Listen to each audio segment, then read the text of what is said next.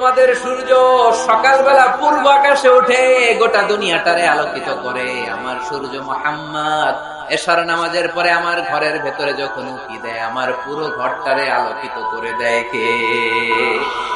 এত সুন্দর চেহারা ছিল, ওনার চেহারার নূর দিয়ে হারানো সুই খুঁজে পেয়েছে বিশ্বনবীর স্ত্রীরা। চিল্লায় করে আল্লাহু আকবার।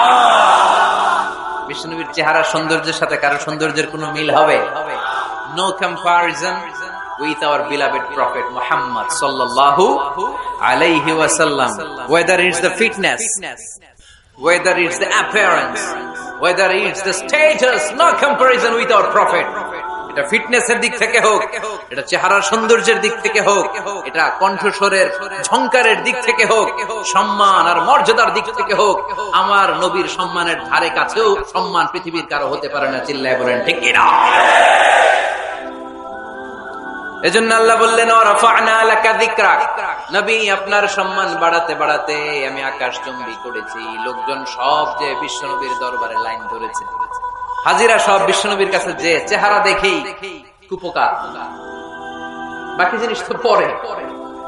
অনেকে আছে না, চেহারা দেখলেই মানুষ পাগল হয়ে যায়, আছে না নাই? চেহারা দেখেই পাগল, চেহারা দেখেই পাগল। তারপর তারা মিলাতে লাগলো। মিনার তাবুতে আবু জাহেলের কর্মীরা ঘোষণা দিয়েছিল এলাকায় মুহাম্মদ নামে পাগল এসেছে। তারা মিলায় দেখে না, এই মহামানব কোনদিন পাগল হতে পারে না, কারণ পাগলের চুলগুলো থাকে উস্কো খুস্কো। ঠিক কিনা? আমার নবী সাল্লাল্লাহু আলাইহি ওয়াসাল্লামের চুল উস্কো খুস্কো ছিল। কত সুন্দর চুল আঁচড়ে রাখতেন, জাইতুনের তেল দিতেন, আতর ঢেলে মাথার শীতের মধ্যে ঢেলে দিতেন, কপাল বেয়ে বেয়ে পড়তো, আর যেখানে সেজদা দিতেন সেজদার জায়গায় আতরের ঘ্রাণে আমোদ হয়ে যেত। হাতের তালুতে পারফিউম মাখতেন, আর মানুষের সাথে মুসাফা করলে যার সাথে মুসাফা তার হাতের সাথে নবীর ব্যবহৃত পারফিউমের ঘ্রাণ ছুটে যেত। এত পরিচ্ছন্ন। তারা বিশ্বনবীর চেহারার সাথে আবু জাহেলের বক্তব্যের মিল খুঁজে পায় না। তারা বলে না, এই লোক কখনো পাগল হতে পারে না। পাগলের চুল থাকে উস্কো খুস্কো, জামা থাকে ছিঁড়া ফাড়া, গায়ের মধ্যে থাকে ময়লা। পাগল কখনো দাঁত মাজে না, কিন্তু বিশ্বনবীর মুচকি হাসির ফাঁক দিয়ে দাঁতের দিকে তাকালে মানুষগুলো সব পাগল হয়ে যায়। স্মাইল দিতেন বিশ্বনবী, স্মাইল, মুচকি হাসি, তাবাসসুম। বিশ্বনবীর মুচকি হাসি দেখলে মানুষ পাগল হয়ে যেত, পাগল পাড়া হয়ে যেত। তারা বলে না না, এ মহামানব তো কখনো পাগল হতে পারে না। আবার মিলাতে লাগলো। আবু জাহেলের কর্মীরা বলেছিল এটা নাকি বড় জাদুকর, কিন্তু তারা বলে না না, এ অসাধারণ লোকটা জাদুকর হতে পারে না, সে তো কোনো মন্ত্র পড়ে না। জাদু করার জন্য মন্ত্র পড়ার দরকার আছে না নাই? বিষ্ণুনবী কি মন্ত্র পড়তো? বিষ্ণুনবী কি পড়ে শোনাতো? চিল্লায় বলেন, কি পড়ে শোনাতো? কোরআন শোনাতো। এত সুন্দর কণ্ঠ ছিল বিশ্বনবী। পাগল হয়ে যেত মানুষ শুনতে শুনতে, পাগল পাড়া হয়ে যেত, বিমুগ্ধ হয়ে যেত। তারা সবাই বলতে আরম্ভ করলো, আবু জাহেল তুমি মিথ্যাবাদী, তবে তোমাকে ধন্যবাদ এরকম একটা মানুষের সাথে পরিচয় করিয়ে দেওয়ার জন্য। সুবহানাল্লাহ কইলেন না? আমরা মেনে নিতে পারলাম না সে পাগল নয়, জাদুকর নয়, সে হলো এই জামানার পয়গম্বর। আমরা পড়ে নিলাম লা ইলাহা ইল্লাল্লাহু মুহাম্মাদুর রাসূলুল্লাহ সাল্লাল্লাহু আলাইহি ওয়াসাল্লাম। ওয়ারাফা'না লাকা যিকরাক, নবী হে এইভাবে আমি আপনার সম্মানকে বাড়িয়েছি। হাইসুমা যুকিরতু যুকিরতা মাই, নবী যেখানে আমার নাম নেওয়া হবে আমার পর পর আপনার নামও নেওয়া হবে। পড়েন সুবহানাল্লাহ। যেখানে আমার আল্লাহর নাম, তারপরে আমার নবীর নাম আছে না নাই? কালিমার ভেতরে লা ইলাহা ইল্লাল্লাহ আমার আল্লাহর নাম শোভা পায়, তারপরে মুহাম্মাদুর রাসূলুল্লাহ দ্বিতীয় বাক্যে আমার নবীর সুন্দর নামটা আছে না নাই? কালেমার মধ্যে প্রথমে আল্লাহর নাম, তারপরে নবীর নাম। হাইসুমা যুকিরতু যুকিরতা মাই, নবী কিভাবে আপনার মর্যাদা আমি বাড়াবো জানেন? যেখানে আমি ওইখানেই আপনি, যেখানে আমার নাম নেওয়া হবে তারপরেই সৃষ্টিকুলের মধ্য থেকে শুধু আপনার নাম নেওয়া হবে। সুবহানাল্লাহ পড়েন। আপনার উম্মতেরা গোটা বিশ্বে সালাত আদায়ের জন্য আজান দিবে, আজানের প্রথম 4 বাক্যে আমি আল্লাহর বড়ত্ব আল্লাহু আকবার, তারপরের 2 বাক্যে আমি ছাড়া কোনো ইলাহা নাই এটার সাক্ষ্য দেয়া হবে। তারপরের দুই বাক্যে সবাই সাক্ষ্য দিতে বাধ্য, আপনি ছাড়া দুনিয়ায় আর কোন শেষ রাসূল নাই। তার মানে আজানের মধ্যেও আমার আল্লাহর নামের পরে আমার নবীর নাম আছে না নাই? এরপর আমরা একামত দিয়ে জামাত শুরু করি। এই জামাতের আগে যে একামতটা দেই, এই একামতেও আল্লাহর নামের পরে আমার নবীর নামটা আছে না নাই? আল্লাহু আকবার, আল্লাহু আকবার, আশহাদু আন লা ইলাহা ইল্লাল্লাহ, আশহাদু আন্না মুহাম্মাদার রাসূলুল্লাহ সাল্লাল্লাহু। তার মানে আজানে আমার নামের পরে আপনার নাম, একামতে আমার নামের পরে আপনার নাম। নামাজের শেষে যখন আমরা শেষ বৈঠকে বসি, সেখানে বিশ্বনবীর উপর দুরূদ আছে না নাই? তার মানে সব জায়গায় বিশ্বনবীর নাম নেয়াকে আবশ্যক করে দিয়েছে কে? নবী। হে, এই গোটা বিশ্বের ভেতরে সূর্য উঠবে, সূর্য ডুববে, শীত যে গ্রীষ্ম আসবে, দিন যে রাত আসবে, এক মুহূর্তের জন্য আপনার নামের আলোচনা থামবে না। চিল্লায় বলো ঠিক কিনা?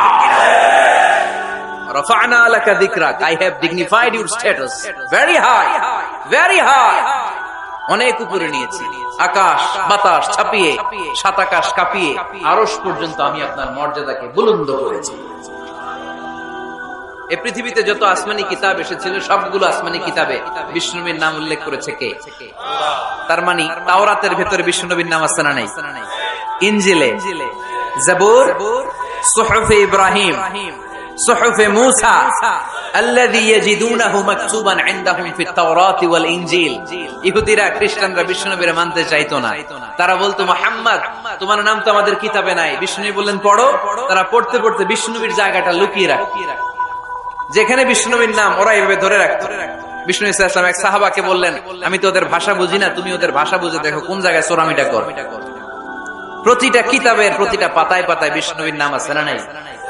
সাইয়েদনা আদম আলাইহিস সালাম থেকে শুরু করে ঈসা আলাইহিস সালাম পর্যন্ত যত নবী এসেছে, সব নবী সুসংবাদ দিয়েছে যে একজন নবী আসবে, যেই নবী আসার মধ্য দিয়ে এই আম্বিয়া আলাইহিমুস সালাম পৃথিবীতে আসার যে ধারাবাহিকতা, এই সিলসিলা, এই চেইনকে আল্লাহ তাআলা কাট অফ করে দিবে। সাইয়েদনা আদম তার বংশধরদেরকে বলেছে, নূহ আলাইহিস সালাম তার প্রজন্মকে বলেছে, ইব্রাহিম আলাইহিস সালাম তার জেনারেশনকে বলেছে, মূসা আলাইহিস সালাম বনি ইসরাইলকে শুনিয়েছে। সর্বশেষ সাইয়েদনা ঈসা আলাইহিস সালাম এসে বলেছে, ইয়াতি মিন বাদি ইসমুহু আহমদ, আমার পরে এমন এক নবী আসবে, তার নাম, চিল্লায় বলেন, আহমদ। বড় বিশ্বস্ত, সে কোন বন্ধু বলো বেশি বিশ্বস্ত, সে কোন বন্ধু বলো বেশি বিশ্বস্ত, কার কাছে মন খুলে দেয়া যায়, কার কাছে প্রাণ খুলে বলা যায়, হওয়া যায় অতি আশ্বস্ত, তার নাম আহমদ, বড় বিশ্বস্ত। সুবহানাল্লাহ পড়ে, ইয়াতি মিন বাদি ইসমুহু আহমদ, আমার পরে এমন এক নবী আসবে, তার নাম হবে আহমদ। এই নবীর পরে আর কোন নবী আছে? চিল্লায় বলেন, লা নবিয়্যা বাদি ওয়ালা রাসূলা, আমার পরে কোনো নবীও নাই, আমার পরে কোনো রাসূলও নাই। তবে আমার পরে যদি নবী হওয়ার যোগ্যতা কারো থাকে, আমার উমরে ফারুক নবী হওয়ার যোগ্যতা রাখে। কোন নবী নাই, খাতামুন নবিয়্যিন, আমার পরে কোনো নবী নাই। তার মানে বিশ্বনবীর জীবনে 3 নম্বর নিয়ামত হলো রাফা'না লাকা যিকরাক, মর্যাদা আমি বাড়াতে বাড়াতে বাড়াতে বাড়াতে নবী অনেক উপরে নিয়েছি। আবার আল্লাহ আমাদেরকে ডেকে বললেন, ও ঈমানদার বান্দারা শোনো, আমি স্বয়ং আল্লাহ তাআলা আমার ফেরেশতা বাহিনী নিয়ে এই নবীর উপরে স্বয়ং আমি দুরূদ পড়ি। ইন্নাল্লাহা ওয়া মালাইকাতাহু ইউসাল্লুনা আলান নবী ইয়া আইয়ুহাল্লাযীনা আমানু সাল্লু আলাইহি ওয়া সাল্লিমু তাসলিমা। পড়েন, আল্লাহুম্মা সাল্লি আলা মুহাম্মাদ ওয়া আলা আলি মুহাম্মাদ কামা সাল্লাইতা আলা ইব্রাহিম وعلى آل إبراهيم إنك حميد مجيد اللهم بارك على محمد وعلى آل محمد كما باركت على إبراهيم وعلى آل إبراهيم إنك حميد مجيد চিৎকার করে পড়েন সুবহানাল্লাহ। এমন নবী যে নবীর উপর আল্লাহ নিজেই দরুদ পড়ে, ফেরেশতারা পড়ে, এজন্য আমাদের পড়ার দরকার আছে না নাই? আবার আল্লাহ বললেন নবী আপনি এমন নবী যেই নবীকে আমি হাউজে কাউসার দিয়েছি, লক্ষ লক্ষ নবীদের কাউরে কিয়ামতের দিন আমি হাউজে কাউসারের মালিক বানাবো না, শুধুমাত্র কেবলমাত্র একমাত্র আপনি ছাড়া। ইন্না আ'তাইনাকাল কাউসার ফাসাল্লি লিরাব্বিকা ওয়ানহার ইন্না শানিআকা হুয়াল আবতার। সুবহানাল্লাহ পড়েন। এই হাউজে কাউসারের পানি খেতে চান, পান করতে চান? বিশ্বনবী না দিলে খাইতে পারবো আমরা? হাউজে কাউসার পান করতে চান কারা? হাত তুলে দেখা।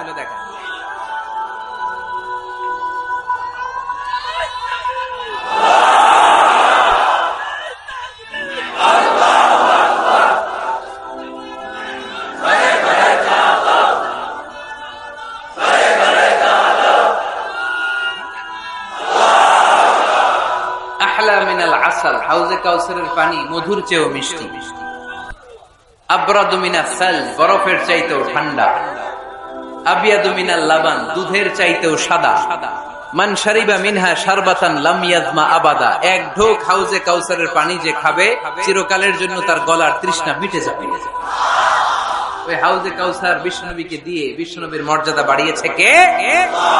আবার আল্লাহ বললেন নবী পৃথিবীর অনেক নবীকে আমি নৈতিক বিজয় দান করেছি, কিন্তু সবাইকে আমি রাজনৈতিক বিজয় দান করি নাই।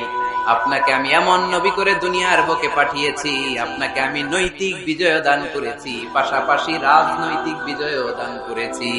সুবহানাল্লাহ। বিশ্বনবী একাধারে যেমনি মসজিদে নববীর ইমাম ছিলেন, পাশাপাশি মদিনার রাষ্ট্রের প্রেসিডেন্ট ছিলেন, ঠিক কিনা? তার মানে ইমাম বা নেতা এমন হওয়া দরকার যে নামাজও পড়াতে পারে, আবার সমাজও শাসন করতে পারে, ঠিক কিনা? এমন নেতার দরকার আছে না নাই? এজন্য বিষ্ণু বললেন রব্বি আদখিলনি মুদখালা সিদকিন ওয়া আখরিজনি মুখরাজা সিদকিন ওয়াজআলনি মিন লাদুনকা সুলতানান নাসীরা। ও আল্লাহ আপনি আমারে সত্যতার সাথে মক্কায় রাখেন, বের করলেও সত্যতার সাথে বের করেন, আর আপনি আমাকে বিজয়ী শক্তি দান করেন। বিজয়ী শক্তি, রাজনৈতিক শক্তি বিশ্বনবী আল্লাহ তাআলার কাছ থেকে দোয়া করে চেয়ে নিয়েছেন, চিল্লায় বলেন ঠিক কিনা? রাজনৈতিক শক্তির দরকার আছে না নাই? দরকার আছে? তা আস্তে করে বললেন কেন? রাজনৈতিক শক্তি থাকার দরকার আছে না নাই? দেখেন বাংলাদেশ সৃষ্টি হয়েছে কত সালে বলেন? কত সাল? বাংলাদেশের বার্থডে কবে? 1971। এই 71 সালের পর থেকে আমাদের বাংলাদেশে সুদ আছে না নাই? কিন্তু সুদের বিরুদ্ধে ওয়াজ আছে না নাই? আলেম ওলামারা আজীবন সুদের বিরুদ্ধে ওয়াজ করছে। আমরা ওয়াজ আগে করতাম, এখন করতেছি, সামনেও করব, মাগার সুদ মরবে না। এর কারণ যেটা আইন করে প্রণয়ন করা হয় ওইটা ওয়াজ করে মারা যায় না, ওইটারে আইন করে নষ্ট করতে হয়। চিল্লায় বলেন ঠিক কিনা? আমি সারা জীবন সুদের বিরুদ্ধে ওয়াজ করলে সুদ যাবে না, কিন্তু দেশনেত্রী মাননীয় প্রধানমন্ত্রী যদি কালকে ঘোষণা দেয় বাংলাদেশের কোন ব্যাংকে ব্যাংকিং ফিনান্সিয়াল ট্রানজাকশনে কোনো সুদ চলবে না, তার পরের দিন থেকে বাংলাদেশে কোনো সুদ থাকবে না। চিল্লায় বলেন ঠিক কিনা? এজন্য সাইয়েদনা ওমর ফারুক বলতেন ইন্নাল্লাহা লা ইয়াযআউ বিল কুরআন মা ইয়াযআউ বিস সুলতান। আল্লাহ মাঝে মাঝে ক্ষমতার মাধ্যমে এমন কিছু করে যেটা আল্লাহ কোরআনের মাধ্যমেও করে না। চিল্লায় বলেন ঠিক কিনা? কালকে যদি ঘোষণা হয়ে যায় 5 ওয়াক্ত নামাজ যদি না পড়া হয় 5 বেদ। কয় বেদ? চেয়ারম্যান না পড়লে চেয়ারম্যানের পিছনে 5 বেদ, এমপি না পড়লে এমপির পিছনে 5 বেদ। কথা বলেন? মাননীয় প্রধানমন্ত্রী যদি এটা ঘোষণা দিয়ে দেয় যে কালকে থেকে নামাজ না পড়লে 5 বেদ, এটা সবার জন্য এই আইন। একটা বেনামাজি খুঁজে পাওয়া যাবে? সব কই দৌড়াবে? মসজিদে ওযু থাকলেও দৌড়, না থাকলেও দৌড়। কারণ মায়ের উপরে কোনো ওষুধ আছে? কথা বলেন? কারণ মায়ের ভিটামিন আছে, মায়ের কি আছে? এজন্য ইন্নাল্লাহা লা ইয়াযআউ বিল কুরআন মা ইয়াযআউ বিস সুলতান, মাঝে মাঝে আল্লাহ ক্ষমতা দিয়ে এমন কিছু করে যেটা মাঝে মাঝে আল্লাহ কোরআন দিয়েও করে না। এজন্য অনেক নবীকে নৈতিক বিজয় দান করলো, বিশ্ব নবীকে শুধু নৈতিক বিজয় নয়, পাশাপাশি রাজনৈতিক বিজয়ও দান করেছে কে? তিনটা নিয়ামতের ঘোষণা দিয়ে আল্লাহ বললেন, আলাম নাশরাহ লাকা সাদরাকা ওয়া ওয়াদা'না আনকা বিজরাক আল্লাযী আনকাযা যাহরাক ওয়া রাফা'না লাকা যিকরাক। পড়েন সুবহানাল্লাহ। নবী হে, আপনার মর্যাদা আমি অনেক বাড়িয়েছি। আপনার কথা শুধু মুসলমানেরাই বলে না, হিন্দুরাও বলে, আছে না নাই? গতকাল এক হিন্দু ভাই আমার হাতে হাত রেখে শাহাদা বাক্য পাঠ করে গাজীপুরে মুসলমান হয়ে গেছে। বিশ্বনবীর কথাগুলো যখন তারা শোনে, তারা নিজেদেরকে ধরে রাখতে পারে না। আপনারা মহাত্মা গান্ধীর নাম শুনেছেন? তিনি ভারতের অবিসংবাদিত নেতা। বিশ্বনবীর ব্যাপারে কমেন্ট করেছেন যে এরকম নেতা পৃথিবীতে আর দ্বিতীয়টা কখনো হবে না। মহাত্মা গান্ধী কি মুসলমান না হিন্দু? গোটা বিশ্বের খ্রিস্টানরা বিশ্বনবীকে নিয়ে এখন মাতোয়ারা। মাইকেল এইচ হার্ট খ্রিস্টান, একটা বই লিখে গোটা বিশ্ব কাঁপিয়েছেন, the 100 ranking of the most influential people and person in the world. পৃথিবী কাঁপানো 100 জন মনীষীর জীবনী নিয়ে একটা বই তিনি করেছেন। এই 100 জন মনীষীর জীবনীর মধ্যে যাকে নাম্বার 1 তিনি করেছেন, তিনি হচ্ছেন আমার নবী, আপনার নবী, প্যারা নবী, বিশ্বনবী মুহাম্মদুর রাসূলুল্লাহ সাল্লাল্লাহু আলাইহি ওয়াসাল্লাম। মাইকেল এইচ হার্ট কি মুসলমান? সে একজন খ্রিস্টান। তার মানে ওয়া রাফা'না লাকা যিকরাক, বিশ্বনবীর সম্মান শুধু আমাদের মুখ দিয়ে প্রচারিত হয় না, ইহুদি, খ্রিস্টান, বৌদ্ধদের মাধ্যমেও বিশ্বনবীর সম্মানকে বাড়িয়ে দিচ্ছে কে? I have studied him, the wonderful man, in my opinion, far from being antichrist, and he must be called the savior of humanity. খ্রিস্টানরা বলছে আমরা এই মুহাম্মাদের জীবনী গবেষণা করে পড়েছি, তাকে খ্রিস্টান বিরোধী বলা তো দূরের কথা, তাকে মানবতার ত্রাণকর্তা বলতে হবে। তিনি গোটা বিশ্বের জন্য সুপারম্যান হয়ে পৃথিবীতে এসেছে।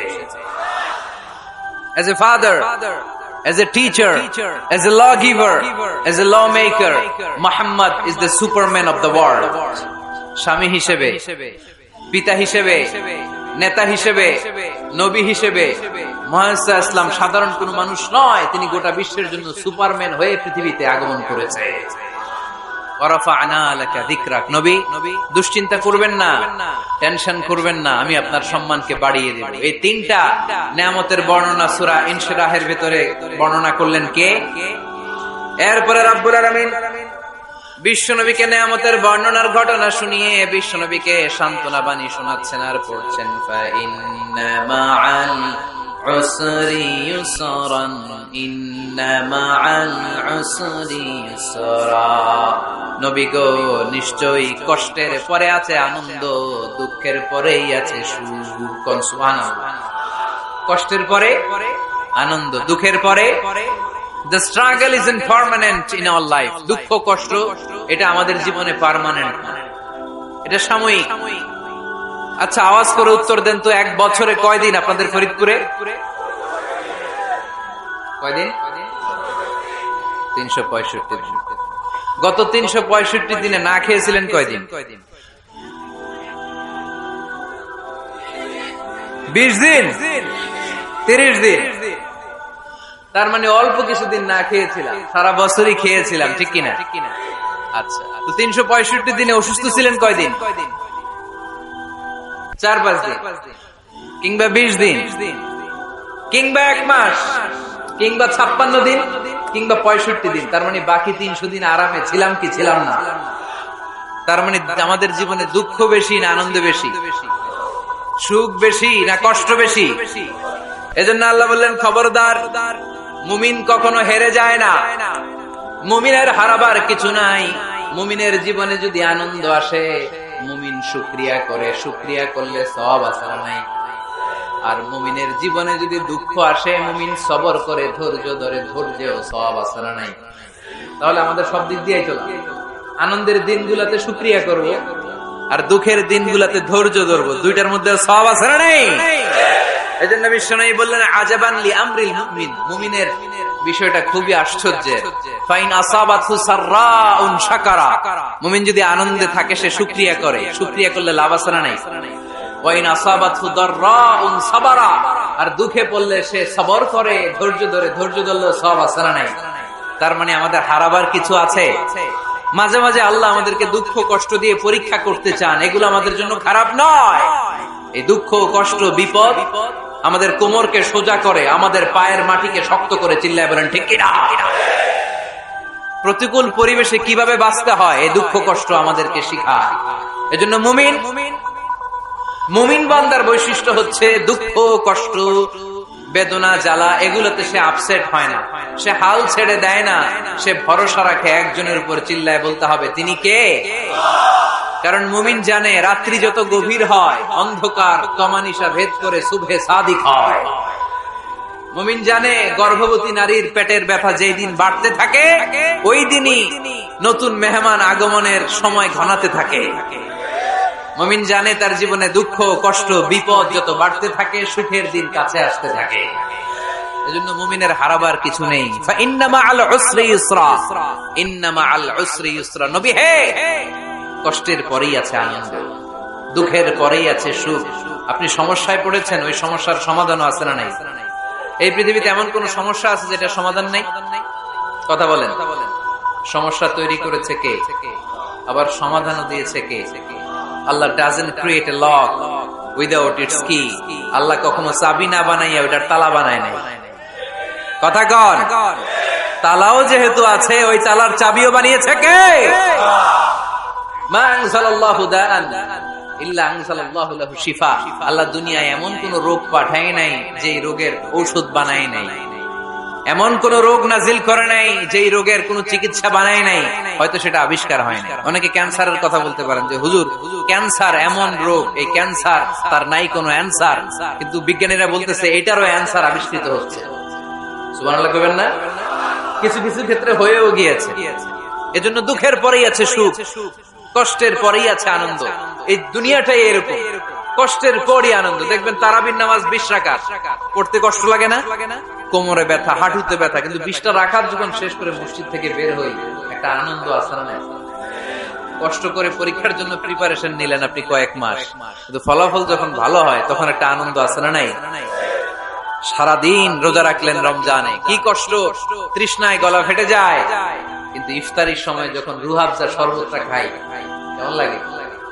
একটা আনন্দ আছে না নাই? এজন্য আল্লাহ বললেন فَإِنَّ مَعَ الْعُسْرِ يُسْرًا إِنَّ مَعَ الْعُسْرِ يُسْرًا। ও নবী, কষ্টের দিন মক্কায় অল্প কিছু দিন, মদিনাতে আনন্দের দিন অপেক্ষা করছে। আমাদের জীবনে যদি দুঃখ কষ্ট আসে আমরা ধৈর্য ধরব, তাওয়াক্কুল করব একজনের উপর, তিনি কে? কারণ আমরা বিশ্বাস করি কষ্টের দিন এটা চিরকালের জন্য নয়, সামনে আনন্দের দিন আমাদের জন্য সেট করে রেখেছে কে? তাহলে আমরা সূরাতুল ইনশিরাহ থেকে 3টা নিয়ামতের বর্ণনা শুনলাম, বিশ্বনবীকে কি সান্ত্বনা দেয়া হলো সেটা শুনলাম। এবার 2টা গাইডলাইন শুনে তাফসীর আমরা শেষ করব। শুনতেছেন? কষ্ট হচ্ছে? উঠা বসা করতেছেন কেন? উঠলেন কারা কারা? শেষ করে দিব? দোয়া করে দেই। কি গাইডলাইন দিলেন শুনবেন? কে কে শুনবেন না হাত তোলেন।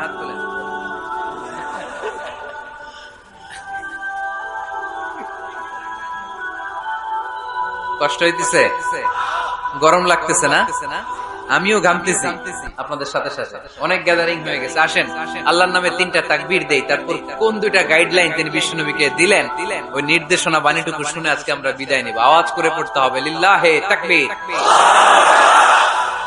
লিল্লাহে তাকবীর, লিল্লাহে তাকবীর। গাইডলাইন নাম্বার 1, ফাইদা ফারাগতা ফানসাব। নবী আপনি যখন অবসর হন আপনি ইবাদতে মশগুল হন। ফানসাব ফিল ইবাদা, তাফসীর ইবনে কাসিরে এসেছে আপনি ইবাদতে মশগুল হন যখন আপনি অবসর পান। অবসর আল্লাহর দেয়া বড় নেয়ামত, এটা বিশ্বাস করেন? অবসর কিন্তু নেয়ামত।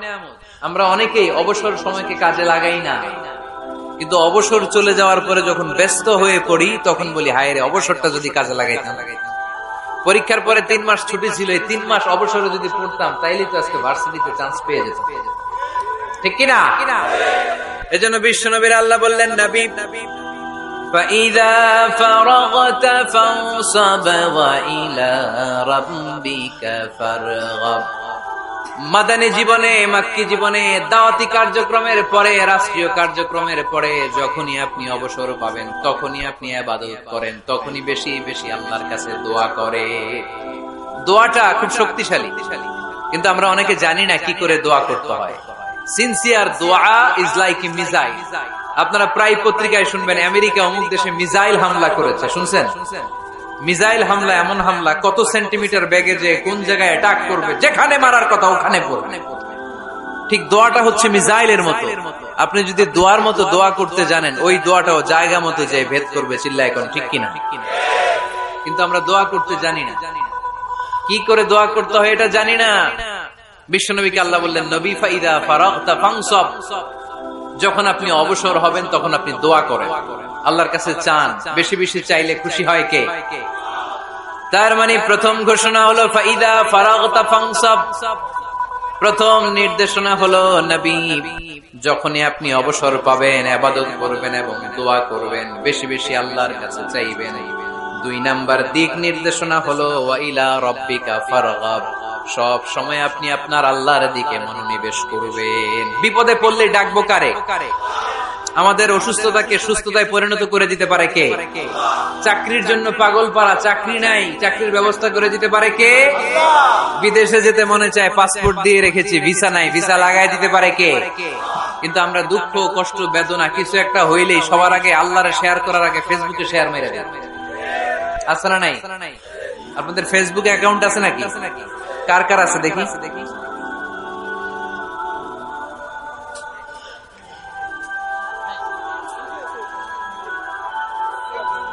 আছে আছে।